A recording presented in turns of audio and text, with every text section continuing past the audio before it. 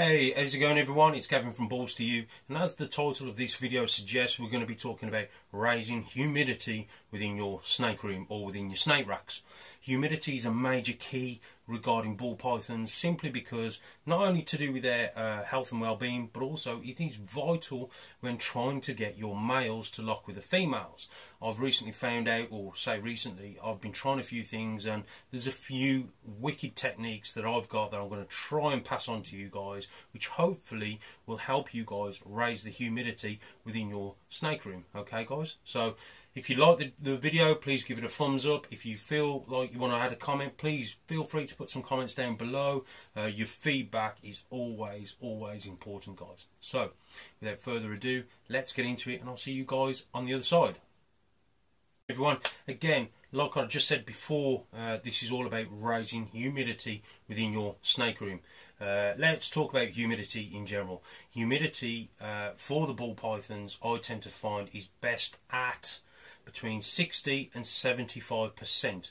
Now, some people will say that's not technically true, or they work better at 80%, but I can tell you guys, I've been trialing this for a long time, and I tend to find the best results is between 60 and 75% humidity. You get no problems with shedding, you get no problems with males locking with females, and again, the general health of the snake tends to be fantastic. Let's talk about the health side of things and the benefits with humidity. Obviously, with any species of any animal that you are keeping, I always say do your research. Research is the key to a happy reptile. Simple. Okay, because if you get them conditions right, okay, your animal is going to be thriving, it's going to be healthy, it's going to be eating, it's going to be breeding, it's going to be fantastic for you guys. Whenever the your surrounding environment, or whenever the conditions that you're keeping your animals in alter, you will see that animal, let's talk ball pythons, will alter as well with it. So it may, if the temperature drops, it may go a little bit lethargic. If the temperature raises a little bit, it may go a bit more feisty, a bit more, energetic. It may start, racing around its tub, that sort of thing. So the conditions that you guys keep your animals in is vital, okay? And again, guys, I don't mean to sound a bit arsey about this, but guys, come on. You need to research the general basic information, okay, before you even attempt to buy any animal, let alone ball pythons. So you've got to have a bit of common sense as well. That's another key. Common sense will get you far in life, not only with your reptiles but also in life in general. So common sense is a major key as well. So health and well-being regarding humidity, I tend to find when the humidity of my room, because I control this room as an environment rather than being controlled just in the tubs, I tend to find that the health and well-being of the snake tends to improve or be, let's say, better. And what I mean by that is they seem to sort of feed better. They tend to sort of just, I know you can't see a snake smiling, but they just seem to be a lot more happier when the humidity and the temperature is bang on. Now, the problem is every person out there who keeps ball pythons keep them in different ways. And what I mean by that is you may not have a room like this where you can control the temperatures and control the humidity. You may just have a bedroom. You may have the snakes in your front living room in a little rack system where really, guys, you've got no real sort of control over the room. I mean, let's face it, you can't rack the temperature up and raise the humidity because the other half is going to go off ahead. Obviously, your electric bill is also going to go through the roof. So ultimately, the best thing to do is basically create an environment. If you've got a spare room or a garage or a nice shed where you can kit it all out, that is going to be beneficial for you in the future. So I would always advise, obviously, as and when you can, get yourself a little room where you can shut yourself away, set it up so the humidity and the temperature is bang on across the board. Okay, so first things first, obviously I'll keep my room temperature, what's it at? It's about 81 degrees Fahrenheit. That's quite warm in here at the minute. It does vary between 76 and 81 Fahrenheit. Again, guys, I work in Fahrenheit. and the humidity at the minute is 65 and 63, so around about, let's just say 64%, okay, which is perfect. The humidity does go higher and it does drop lower, okay guys. You don't stress if the temperatures or the humidity drops, or goes a little bit too high, okay. Just it's all testing your own environment, so you've got to run some tests and stuff like that. I've got simple little thermometer, sort of hydrometer, sort of all in one, and what that does, it gives me, really simple, off eBay, it gives me a minimum, a maximum. It can also convert it from Fahrenheit to Celsius. So for those who work in Celsius, in here it's running at 27.3 degrees Celsius. For those who work in Fahrenheit, it's running at 81. The humidity is 67. It's just raised because I've just brought it over. Okay, so, but what we've also got here is a min and a maximum. So what I can do, I can obviously press on that and I can see the maximum it's been is 80% humidity in this room at one point. The temperature's been 81, obviously, and the minimum it's been is 71 degrees Fahrenheit and 46 degrees Celsius. 46% humidity. So don't stress if the humidity and the temperature raises up and down every now and again. It will do, it'll fluctuate. There's nothing wrong with that. A lot of people will swear to keep it at a certain temperature and keep it at a certain humidity level. Be perfectly honest with you guys, it is virtually near impossible, okay. You could set yourself an air conditioning machine up, but with air conditioners they do draw out a lot of the moisture out the air, so ultimately you're fighting the humidity problem straight away. So control your own temperatures and humidity the best you guys can do. I can't give you any specific figures because my setup's going to be different to yours, so you've got to learn your own setup. Now, let's talk about what we're here to talk about, which is raising humidity. Okay.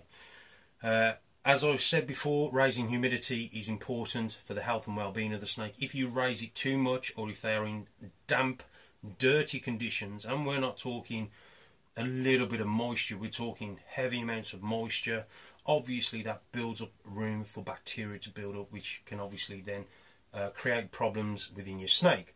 So humidity is important and is great for animals, but it can also have a negative effect on it, which you also need to be mindful of. Now, I'm talking about humidity and dampness. I'm not talking about 80% humidity. I'm talking about 80% humidity plus a load of dampness, and we're not talking about for a few hours or 24 hours. We're talking over a long period of time, okay.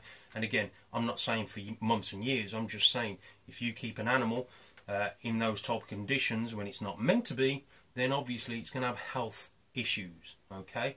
Stuff like rainbow boas, they are from the Amazon basin, I think, don't hold me to that, and ultimately the conditions there is like a rainforest, it's completely different to where the ball pythons are from. So I wouldn't advise keeping different species in one room, because obviously you're going to be fighting all types of conditions, but some people do, and they do successfully. There's nothing wrong with that, okay. So humidity can have a negative effect regarding the health of the snake. You need to bear that in mind, okay. But let's talk about the positives. As I said before, when the temperature's right, the animals seem to be bang on there. They're feeding great, they're growing great, and they just seem to have a general health and well-being about themselves. What the other benefits from having the right humidity, and I tried this last night. For those who follow me on Instagram, if you have a look, I posted a picture today. I've put 6 males in with 6 females, and all 6 locked. And that's because my humidity at the minute is, like I said, roughly about 65%. It's bang on, okay? Humidity plays a key when you're trying to get them males to lock with the females. And if you want to test it for yourself, simply get the bowl of water in the female's tub, tip it up. Obviously we're not going to, completely sort of, fill her up with that much water, but, we're talking, I don't know, like a dog bowl sort of water dish, that's sort of half full with water. You're going to tip that up, put some fresh water in it, put that in, and I'll guarantee you, pretty much, by the next morning, those snakes will be locked, okay? It works fantastic. I've told many people, and those people, you guys probably already know. A lot of people do try, and when I say mist down the tub, they'll get themselves a little bottle like this, okay, and they'll give it a little bit of a squirt. It's no good, guys, because that will dry up within an hour. Okay, you need to give it a good soaking so the humidity raises for at least, I don't know, 4 to 5 hours. Okay, because that then is going to circulate in there. Okay, and what the actual humidity does, what I think it does, okay, obviously humidity is important regarding the snake's breeding process, but what I think it does as well, when the female is actually, and especially if you've got paper or kitchen towel that you're keeping your animals on, or unprinted paper, when the animal or the female is sticking a scent glands out and she's marking that paper and she's putting a scent out there, I believe that the humidity actually increases or amplifies the smell of the scent glands that the female, and the scent trails that the females just put down. So I do believe that it works as an amplifier as well, so it increases that sort of hormonal sort of urge for the male to go, oh, hang on, let's get in there, sort of a thing, excuse the pun. So that's what my theory is, and so far, like I said, every time I have my humidity bang on, I have great sheds and I have great locks. Okay, so it's got to be doing something, and I'm a big believer in that it does work with the breeding cycle. Okay, a few things you can do. Some people, if your room is big enough, now obviously the more racks you put in, the more heat it's going to give out, which means it's going to dry up the air. Okay, so you've got to sort of compensate for that by adding more moisture into your facility or into your room. Some people, which I've tried before, would go round every day and sort of give the tubs a quick hose down again. You know, these they're fine. Obviously, again, when you're hosing it down, when you're hosing one tub down, you know, you're not going to create that much humidity. But when you've got like over 60 or over 100 ball pythons and you're hosing everyone down, then obviously the humidity is going to rise quite rapidly, and there's going to be a lot of it. So you need to bear that in mind. Again, gauge it for yourself. I can't tell you exact measurements. It's something you guys are going to have to trial and error, let's say. You could do that. Again, raise the humidity inside the tubs. Again, it depends on the rack systems as well that you guys are using. The racks that I'm using at the minute, some of them are designed for in-tub humidity and some are designed for room humidity. Like these tubs here, they're designed for room humidity. You can raise the temperature or the humidity up in them tubs, okay, but these work better off humidity in the room. Okay, certain rack systems as well will have like a gauze on top the whole length of the tub. Okay, they work better in a room that's controlled with humidity. Some rack systems will have a top layer to it, and they'll have a few sort of holes at the front, okay, and none towards the back. That's obviously designed for humidity within the tubs. So the rack systems, depending on what racks you're using, you know, will obviously increase your humidity, so you can either do it within the tub or within the room. Okay, so obviously if you're doing stuff like with if you've got lidded system, like so if all your tubs have got lids on top, you can control the humidity within that tub very easily. It's stuff when people struggle with room humidity, trying to keep the humidity up, you know, obviously within the room.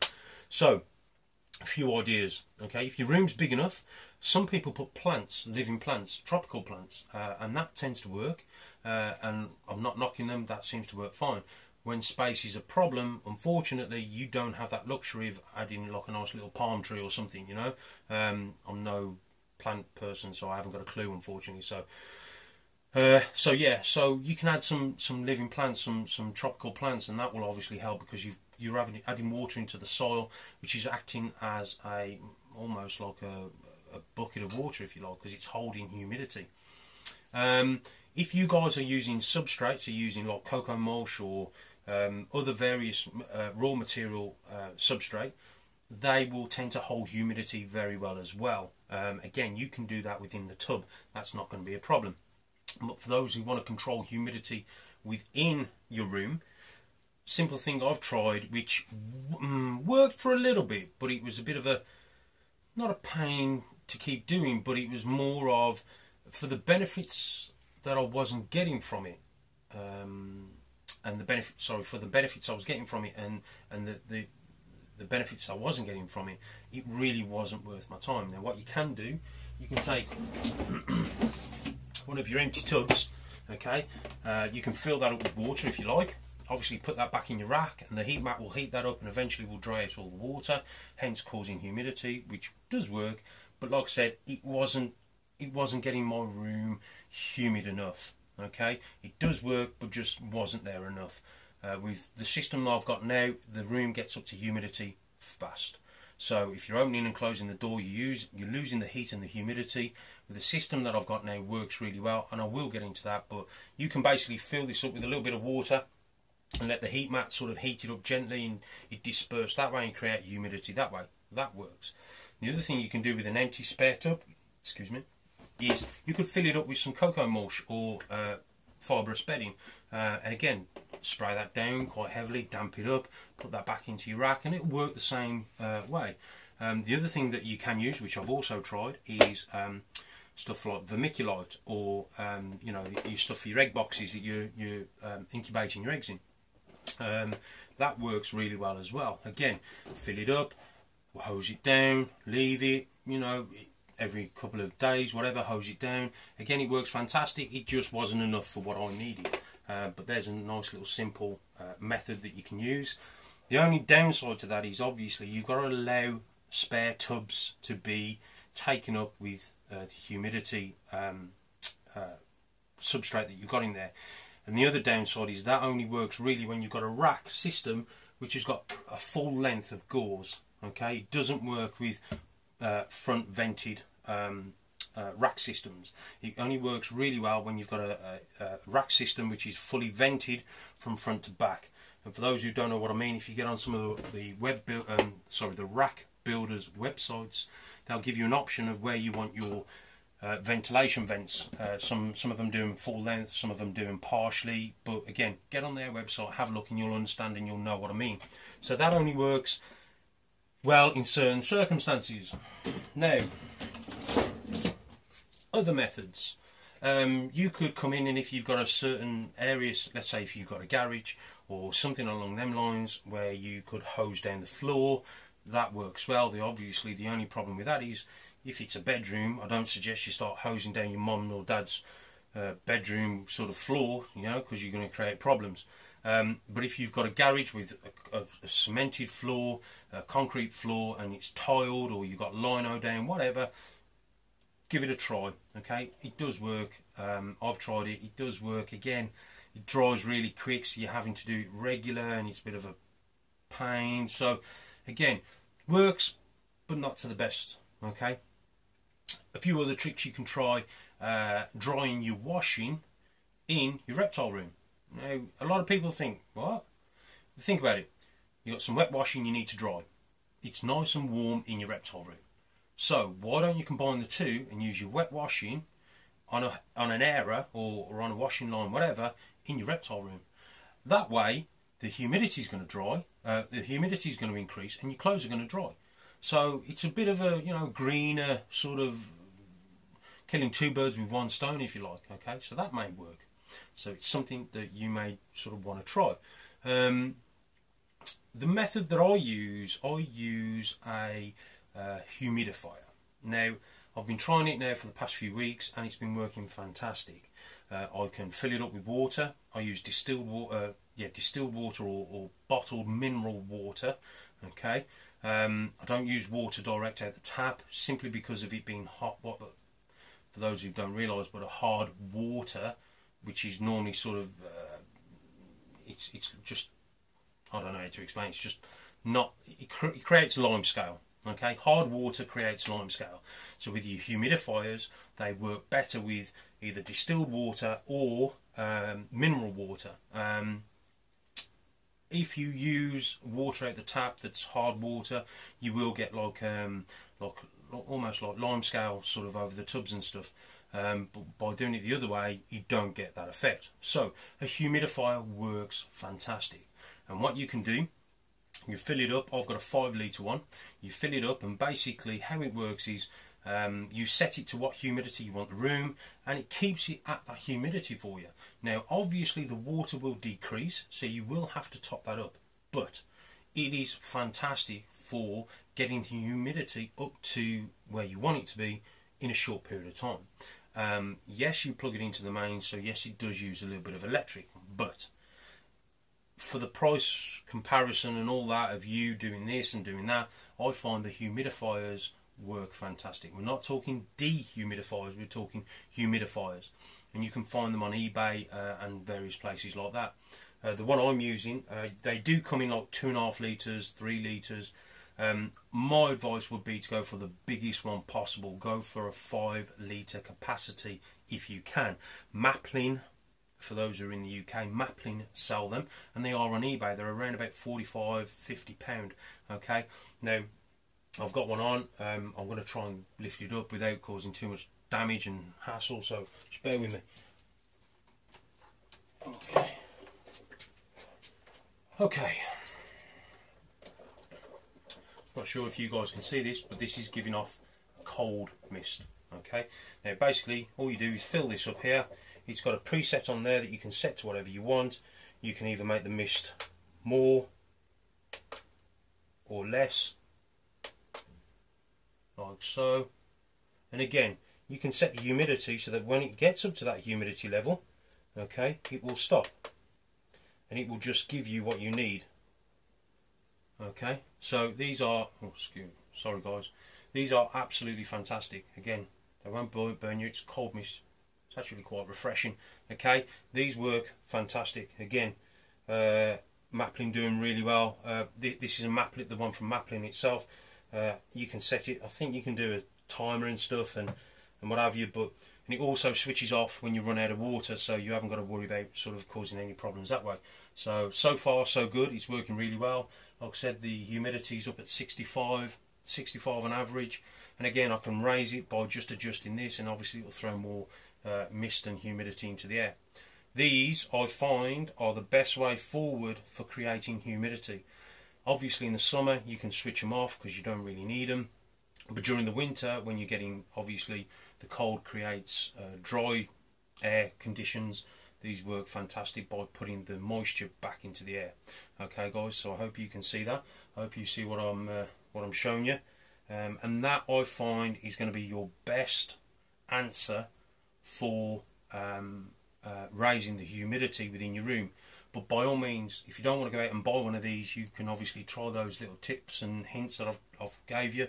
And if you guys know anything that I've not mentioned or not covered with humidity, how to raise humidity, then please drop some comments in the comment box below. You know, we're all here to help each other, so I'm happy to learn every time, you know. So if you guys know anything that I don't know, please feel free to put them in the comment box. So let's put this down. So there you have it guys, just a little quick video on humidity. I hope this has answered some questions. I try and cover everything as much as I can, and again guys, there are more videos to come in. I've got females who are about to lay and ovulating and all sorts, so please keep peeled for egg cutting videos and incubation videos and stuff like that. And for the meantime, thanks for all your support. We've got over 4,000 subscribers, which is crazy. It's amazing.